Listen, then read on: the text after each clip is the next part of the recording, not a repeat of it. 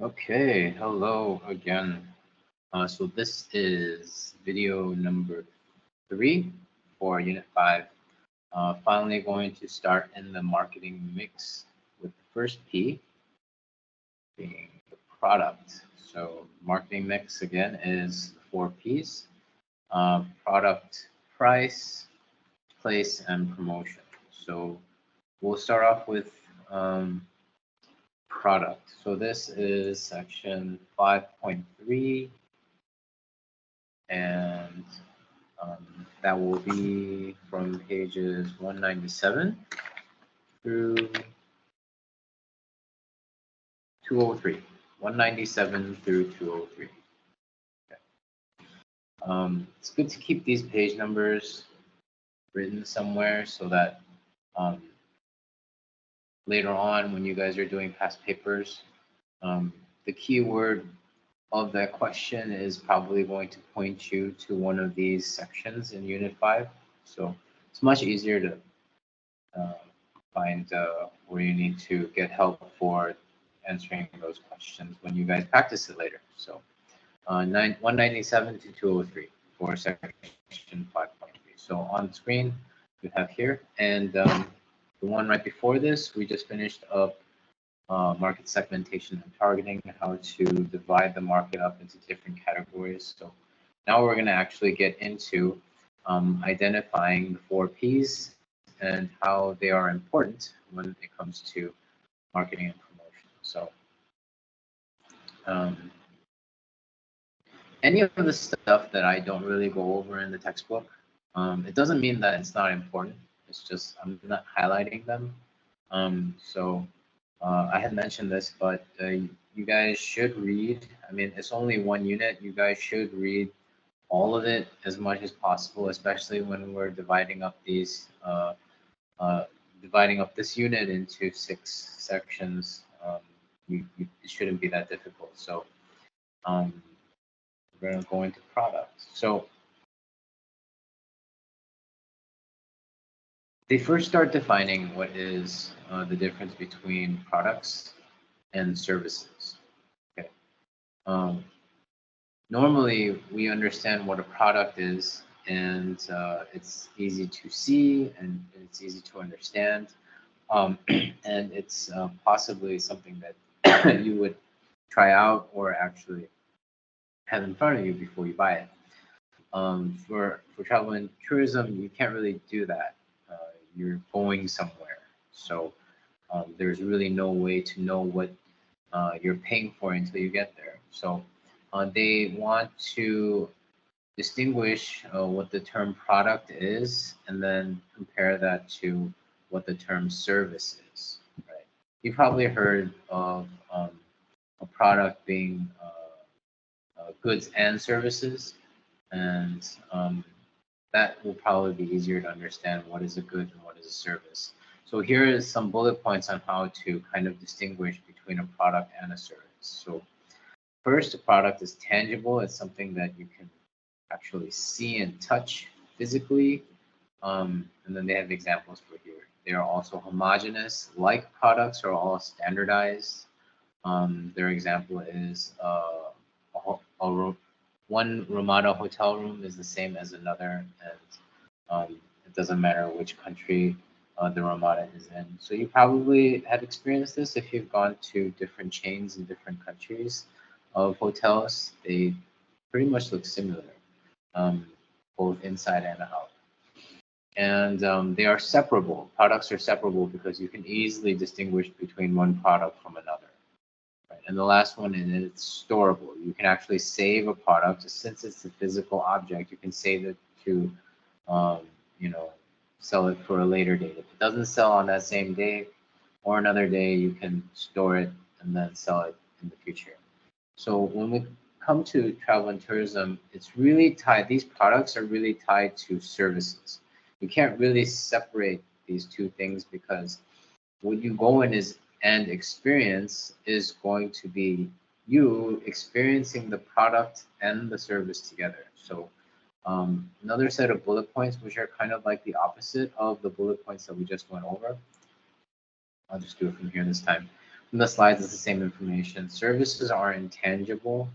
They cannot you cannot physically hold it. So now we're starting to talk about experiences. Um, whenever someone services you or gives you customer service, it's not something that you can quantify, and sometimes it's a different experience for different customers. So the next bullet point is it's heterogeneous. It's not standardized. Every experience is individual. This is more from a perspective point of view. That's why businesses try to have policies and standards when it comes to customer service. We had talked about this before, the importance of having standards, because you should be comfortable knowing as a manager that the service that is being given to customers is consistent, because the training that you have given your workers makes it so that your workers are doing the same thing under the same conditions in any different in any of the circumstances that are given in their work situation. So that was a lot. Don't worry about it. So um, when it comes to services, it's different because the person receiving the service might have different interpretations of the service. But the more you standardize a service, customers should have basically the same kind of impression, based on how well you have trained your workers and your employees. Services are also inseparable. You can't remove service from the experience. Um, you just can't, unless everything is like self-service and there is never a moment of truth where you actually come face to face with someone. I'm very scared for the future, because if our artificial intelligence is going to take over customer service and everything is done automated, like if you've ever had to chat with or deal with automated services, you're not dealing with a person, you're dealing with a robot, or something that's automatically giving you the responses according to what your questions are. Sometimes, or maybe most times, it actually helps with customers that they don't really have to talk to a real life person. But if this actually invades customer service in travel and tourism, this should be interesting. Some of these bullet points will change. But yeah, just people deal with people, so you can't remove service from the experience whenever you're dealing with any of the components of travel and tourism.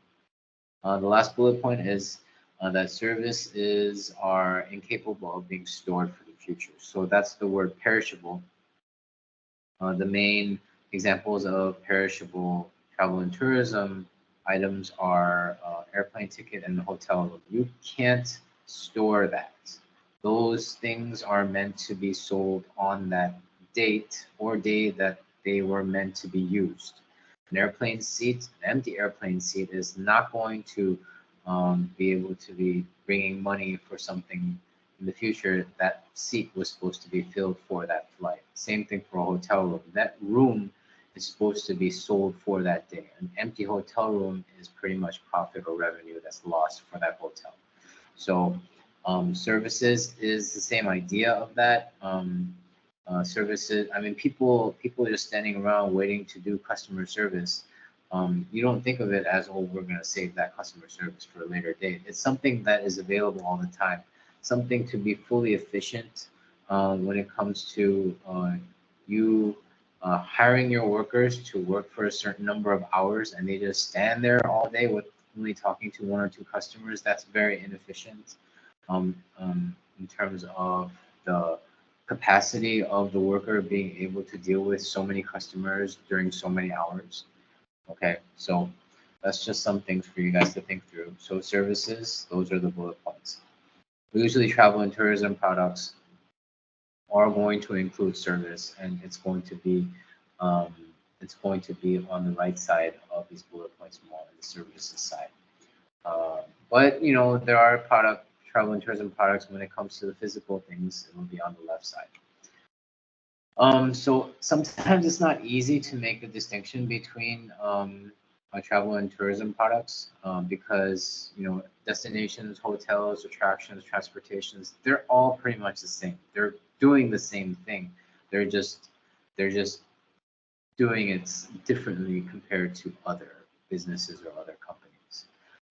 And that's what makes competition kind of strive to be more to be the one to satisfy customers more. You want to be the leader or someone better at doing something so that they prefer your service. Okay. So let's see if there's anything else I need to mention. You guys can kind of go through you can go through this PDF and look at what I highlighted or just read through your text. I thought this was important, the last line here for that section. This seamless amalgamation of products and services. So we use that word amalgamation before for, I think, Unit 3 or Unit 4, basically talking about how all the different travel and tourism components need to be together to be considered, the full tourism experience. So in here, they're pretty much outlining that for Unit 5, they're calling this, togetherness of different components of products and services to be the total tourism product. Right? Since this is the product section, this is the total tourism product. Right? If you ever see that word, then we're referring to what we just talked about. Okay. The next is in the book, it's called Investigate the Development and Modification of Travel and Tourism Products and Services. So this ties in with market research, which I did in, I think, the first video of Unit 5. Businesses are trying to find out more about their competition. They're trying to find out more of the market environment. They're trying to find out what are the needs and wants of the customers, their potential customers. So this is a little bit more. This is kind of a tool, a market analysis tool also. Before you have the SWOT analysis, the pest analysis, trying to figure out some stuff internally and externally. Here we're talking more about internally. So internally, if you remember, are things that the business can control, can change, can modify, so that they can make more profit and be more attractive to customers. So one of the things that they need to do is use this thing called the product life cycle. Right? That's what it looks like.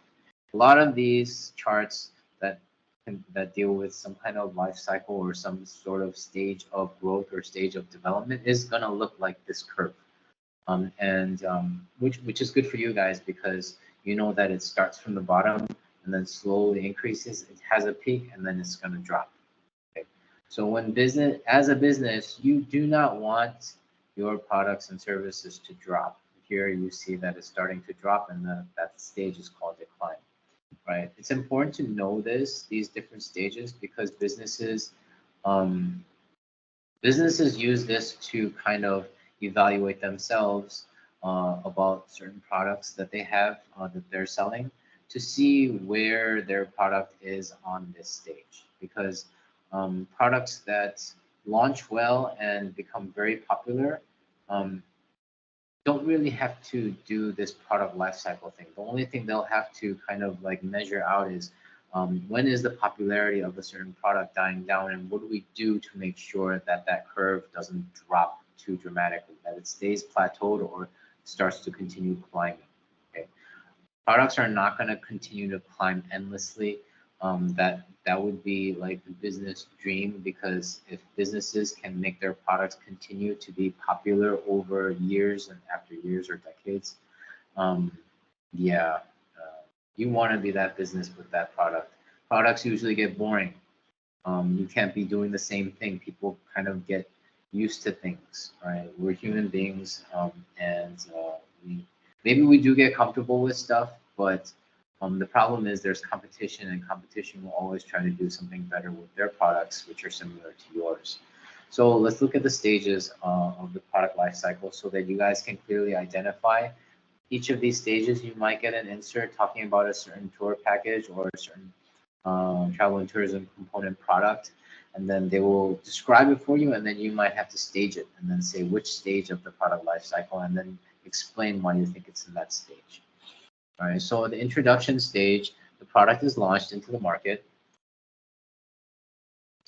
There's intense marketing to raise awareness and attract customer loyalty, obviously, because people don't know about it yet, unless it's gone viral from the very beginning.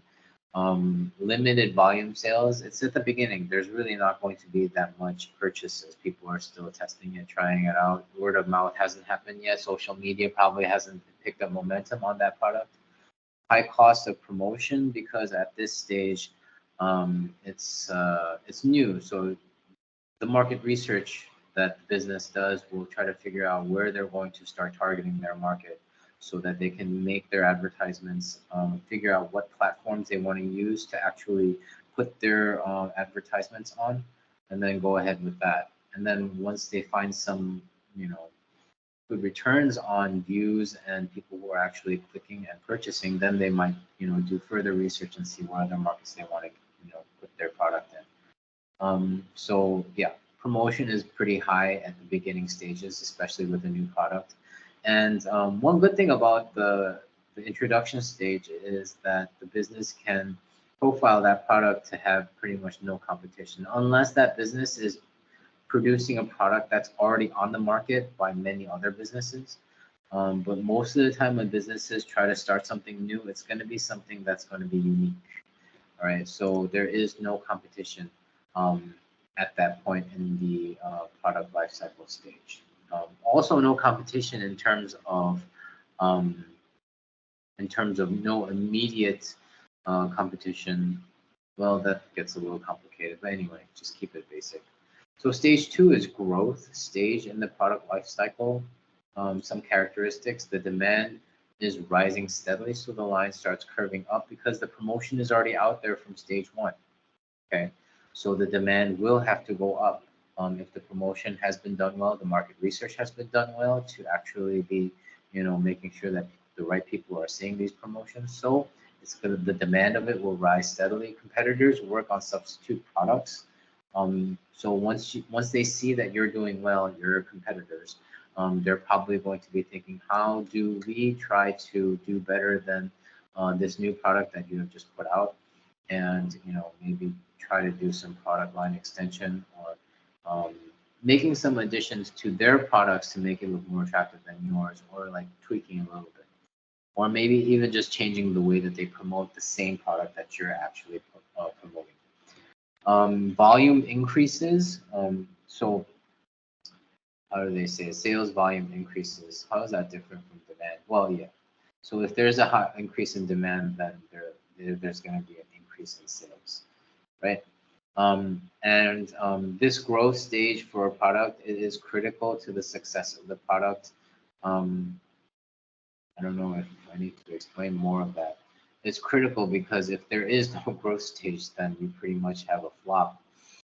So yeah, this growth stage I think is also critical because it shows that there is demand, and like if in the introduction you just fall, I mean obviously you need to scrap that product and then just reinvent it or reinvent it completely or do something else completely. But by the time you get to this right before the maturity stage begins, which you won't know until you get into the maturity stage, which we'll get into stage 3, it's gonna be like it could be like one of these trends that just happen for a short amount of time and you just never hear about it again because nothing ever put momentum to it.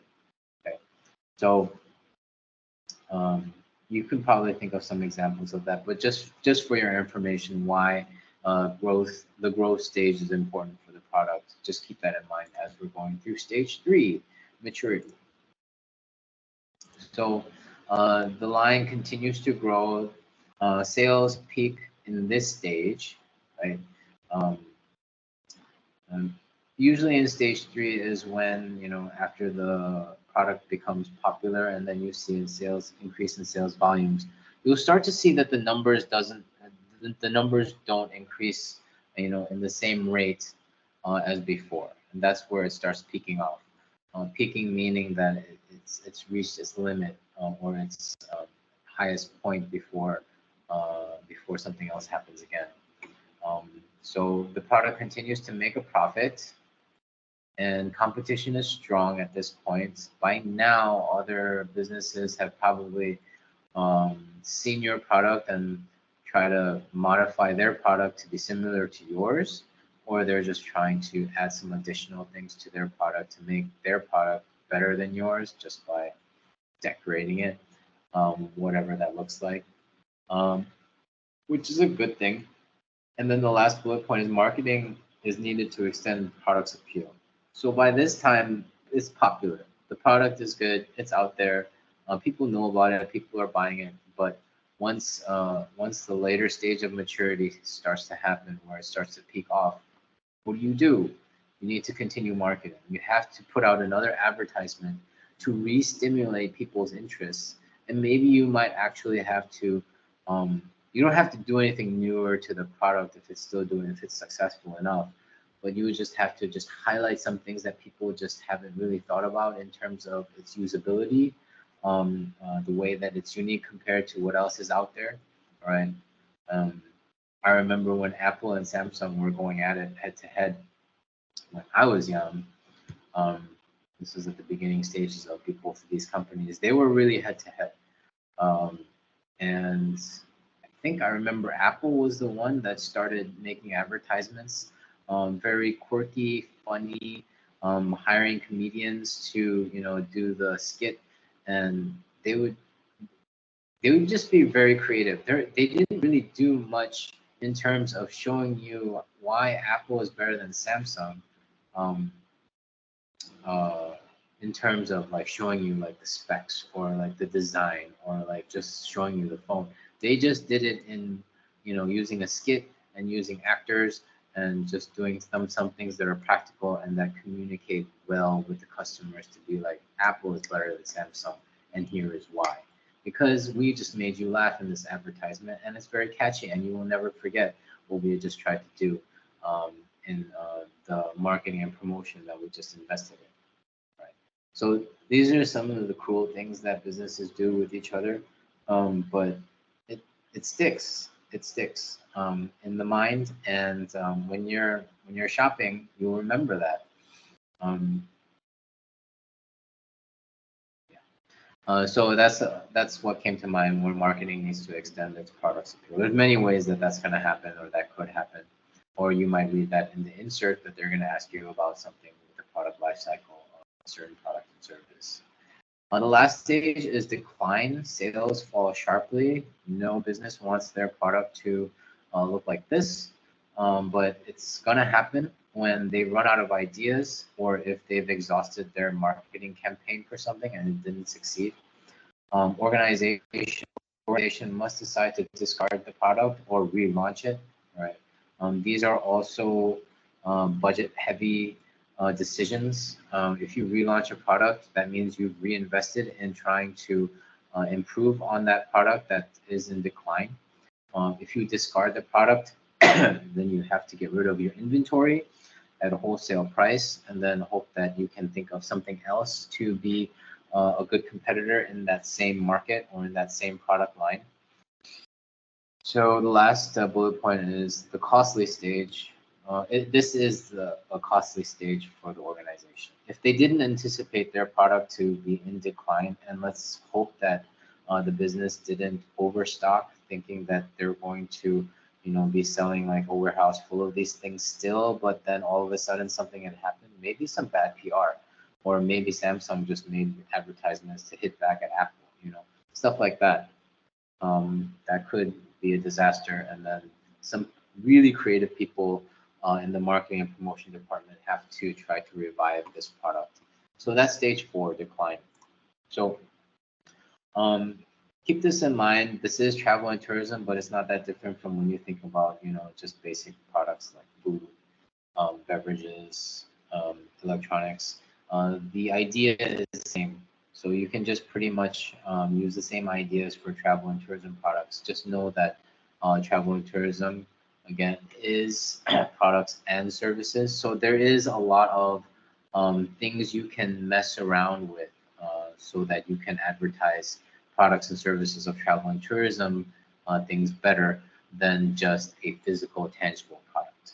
Okay, you can improve on the services, still have the same product, promote and advertise, and then get all these great reviews from customers that say it was an amazing experience. All right. When people talk about experiences and then they post it and then they have good feedback, the reputation of that business grows, obviously, because of all their likes, because of all of the referrals, because of all of the link shares, whatever that may be, in the internet world. But this would also be just by word of mouth. And then people just kind of just start talking about it. And then if you heard about it from people that you don't even know, obviously that's good PR, that's good rep. I mean, that's good reputation.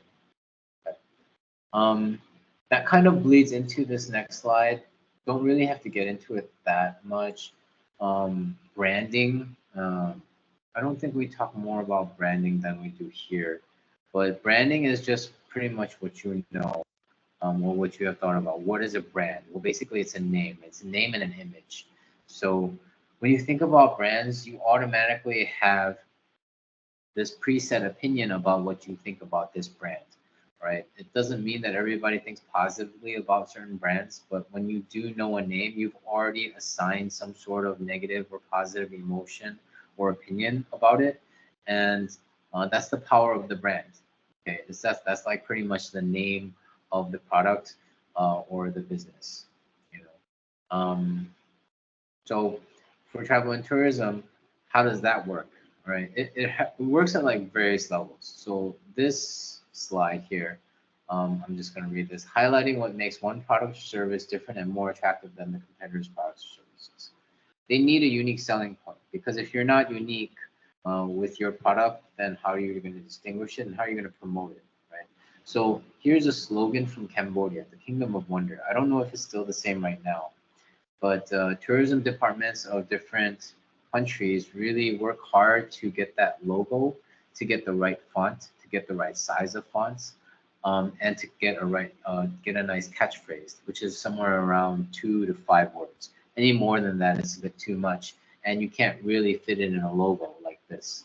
Okay, same thing for Laos, Simply Beautiful. Very intelligent.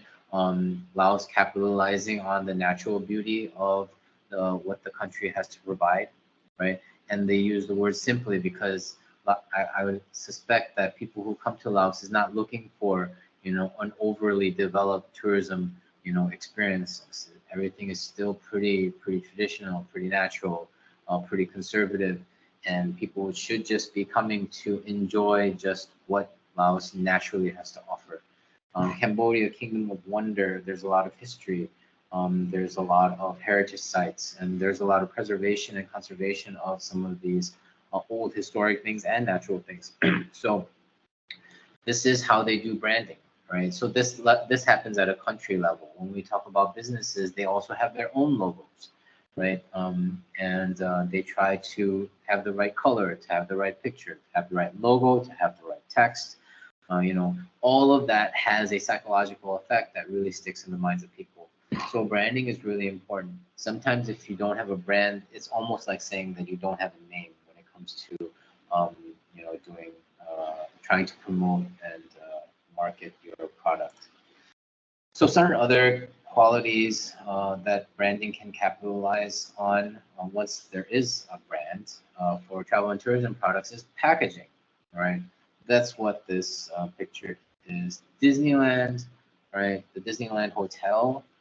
If you are at Disneyland or you're staying at the hotel, good for you. You you have the full experience because you go in, you walk in, and you're just going to be bombarded by Disneyland things. Does Disneyland make their own soap? Do they make their own shampoo or their lotion or conditioner? I don't think so. I really don't think so. I don't know what profit would bring Disneyland for them to make their own toiletries. They just use these bottles with their logo and their brand, and then probably fill it up with some generic things that are actually not that bad. But it just gives you that feel that once you're using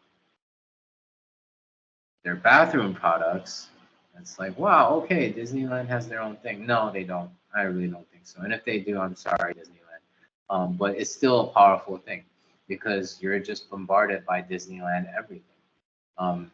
It's powerful. It really is. So packaging has a lot to do with how products can communicate to potential customers, and it is also part of marketing and branding. Um, Price, low-cost airlines like AirAsia. AirAsia is a name that most people understand and know because it's the flight that you take when you want to save money and get somewhere in Southeast Asia. Okay. And they've done a great job of that. COVID hit them pretty hard, but I think they're recovering. Still, AirAsia will exist because budget airlines will not go anywhere anytime soon. They're going to stick around because people like to travel and people like to save money at the same time. Last is promotion. Certain advertising mediums. Let me try to see if there was anything that I need to highlight here.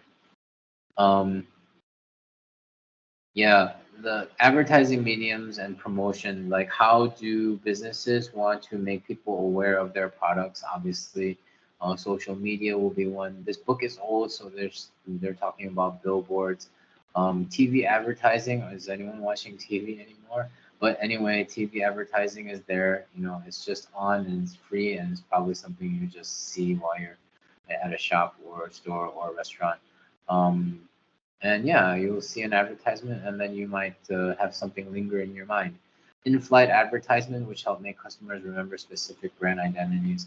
So there's many different ways, many different mediums. Mediums meaning methods or platforms, the way that the product is being communicated to people.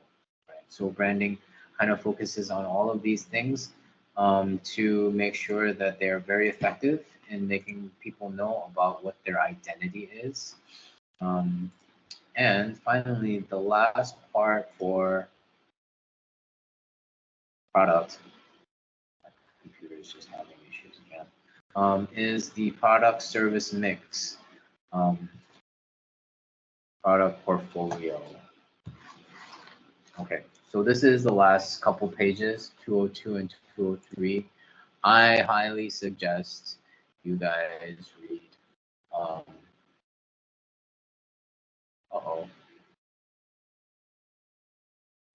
Did my PDF skip? Oh no, that's just the yeah, the heading color looks the same as the actual text. So here, the development of the product service mix and the product portfolio. It's a long heading, but I'm just going to simplify that for you. Companies usually have a range of products. I have a picture here of Beer Lao, and I don't think this is all of their products, but this is you think Beer Lao, you think it's just one thing. Actually, no, they have a lot of other products in their line of products, and this is called a product portfolio. A portfolio is pretty much looking at everything that a company has to offer. Okay, and it's nice. It's nice to see that the company is doing more than what their base product is. Like imagine if Pepsi or Coke was just Pepsi and Coke and they had nothing else. But you'd be surprised to know that they have all these other flavors and they're pushing other products as well. So that is what the product service mix is. Businesses, once they launch a product and they do really well, they get money and then they're going to be able to reinvest to expand their product line. Line being they're going to make other products which are kind of similar, but a little bit different from the original, so that they can be attractive to different markets or different people with different tastes and preferences. Okay, I would talk more about all of these Beer Lao products, but I have never had any of these other ones, so I'm not going to really say. But you can just imagine that specific people might have, just like this, uh, connection with different products, and then they feel kind of unique compared to the normal Beer Lao drinker, because they like the special off product that Beer Lao makes, right? Travel and tourism products can use this to their advantage, mainly because of this word, range. Okay, range is huge. Range means that there are more options. The business has more options to offer. All right. Hotel has core products. The room, the spa, the dining, the fitness club. These are pretty much like pretty standard for hotels when you go and experience a hotel stay. But let's do that. But they may offer special products or services for loyalty members. Just as an example, free laundry, which is pretty great. if you have free laundry going on, you might be have to stay longer because you don't have to bring so many clothes to stay many more days, right? VIP lounge makes people feel special because they're using a lounge that probably has a lot more things that are free and more comfortable just because the hotel recognizes that you are a repeat and loyal customer. Okay. When you have that kind of experience, customers feel great and they're going to be compelled not only to come back, but also to tell other people you need to just stick with this place because they're definitely treating you well once you actually show them your loyalty. All right. So that's just maybe one example using a hotel of why the product service and product portfolio is important. Um, Businesses need to be able to show that there is a range of things that customers can choose from, all right?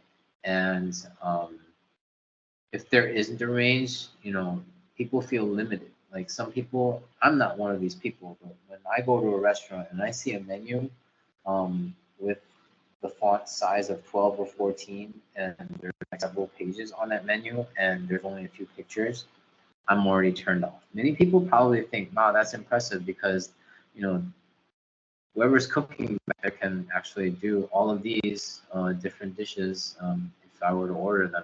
But for me, I prefer businesses that stick to like a smaller menu and they can do them really well instead of trying to do a full menu of many pages and kind of like is mediocre with the food that they put out on the table. So it depends. It really depends. I'm not that person, but there are plenty of people out there, especially if you're going to a new destination to travel somewhere that you don't know, right? And this is something not to forget.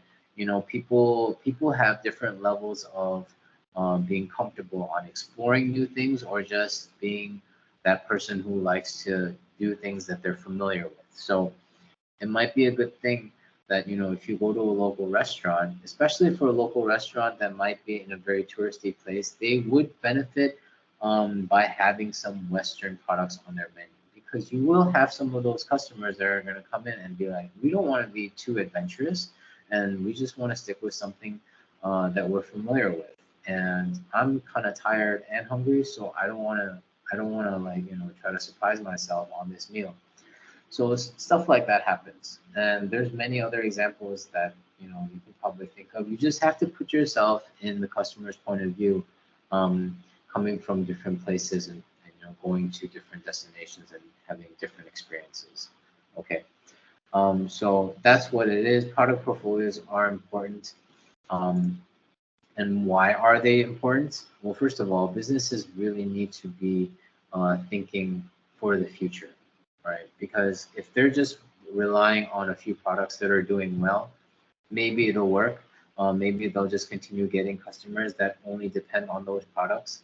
But here are the bullet point reasons, or many of them, why many businesses try to extend their product line, try to make their product portfolio bigger.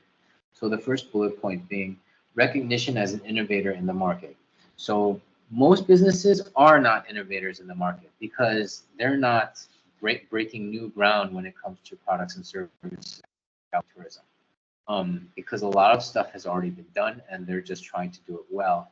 So if you want to be recognized as an innovator, what you do is try to add on some other things to the core product and then just say, how about you try this? Because this is not something that other businesses kind of like group together and give you at the same time. So yeah, it's really about how this is kind of like the packaging, right? What we just saw with the Disney soaps and shampoos.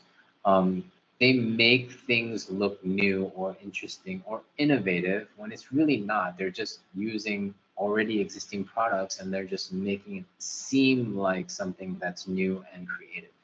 All right. Whatever the case or idea may be, once you capture the mind of that person, you pretty much did your job marketing to them. All right. So that's what recognition as an innovator of the market means. You can't do that unless you actually have a range of products to kind of mess around with and promote. Okay. The next bullet point is stimulate the market in a specific destination. Um, Specific destination meaning that, you know, when it comes to products, it can't just be for anyone and everyone, right? Destinations have their own identity, right? So once you do the market research and find out who are the possible target markets, right? Um, I think once you have the result of that market research and find out that, okay, we're probably going to attract more people from this country, from country A and country B, more than these other countries that our competitors are trying to attract. So knowing who our customers may be, we're going to try to modify our products or try to add to our product line so that when they do come, they'll be like, oh yeah, that actually looks good because you've done the research, you know the needs and wants and preferences of those customers. So that's kind of like stimulating the market, right? The third bullet point, and I'm taking too long on these, sorry, extend operations into new territories. Okay, so maybe you're doing well in one place and then you're thinking about opening your business and making yourself kind of like a chain in another place. You can't do the same thing that you did in the original destination, especially if it's in a different country or if it's just somewhere completely new, because you might not be getting the same people in that place. So do more research, but also be able to add to your product line so that you can be effective in that other destination or other territory.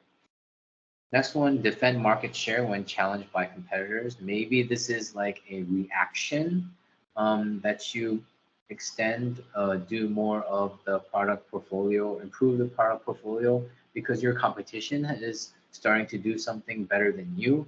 And you're like, okay, we need to do better than that, right? It's kind of like one-upping each other every time. So you can't do that unless you actually have a portfolio that you can mess around with.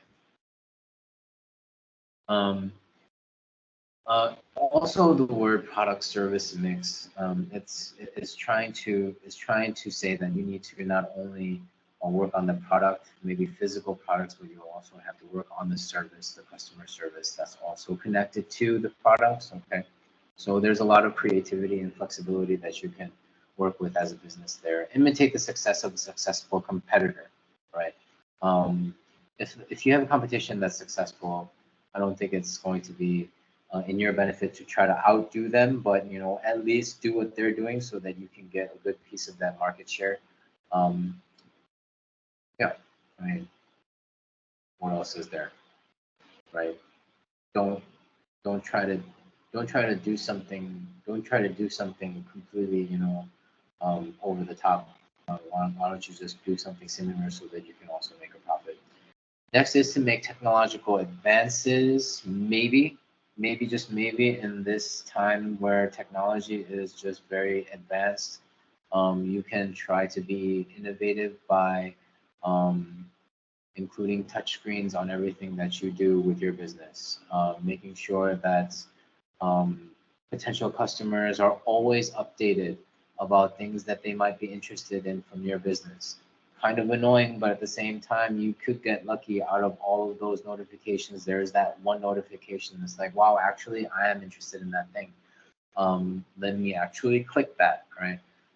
So technology, there are many ways to try to be innovative by using that for your product portfolio. Reposition themselves in the market. So this word position is more like exactly literally what it means. Like where do you place yourself? When you line yourself up with other similar businesses, do you stand out at the top? Or are you somewhere in the middle, or are you at stage one of the developments, where you're just like launching it, right? Repositioning is so that you can put yourself potentially in a different stage of the product life cycle, or at least kind of like be like, okay, if we do this to our product portfolio, we do have a chance to get into maturity. Maybe you're stuck at the growth stage actually, and the growth, the rate of growth is steady, but not impressive enough to kind of maintain for the far future. So you want to try to drive it to the maturity stage and you might want to reposition yourself by modifying the product portfolio. Okay. So these are the bullet points. Why do you develop new products so that you can improve on your product portfolio or your product service mix, right? So this is what businesses tend to do a lot. You don't notice it because they don't want to make it too obvious. Sometimes businesses might be pushing a new product without actually mentioning their core product, because they don't want the new product to be like piggybacking on something that's already popular. It's like, oh, it's just related to that. Maybe some people will be like, well, there's credibility in that it's related to this already existing popular product, or they're confident enough in their marketing to be like, okay, we're going to try to market this as a new product without letting them know that we are behind this, or the core product that is already doing so well is behind it. Maybe they might change their mind later if their original marketing doesn't go well. But a lot of different ways to consider why this product service mix and product portfolio concept is very important. Okay, so I think I've exhausted you guys on this one. I didn't want to make it that long, but I think I was pretty thorough. Hopefully you guys understood everything I said. If not, please contact me. And at least you guys have a good grasp on the first P of the marketing mix. So the next one will be the second P, which is price. And I'll see you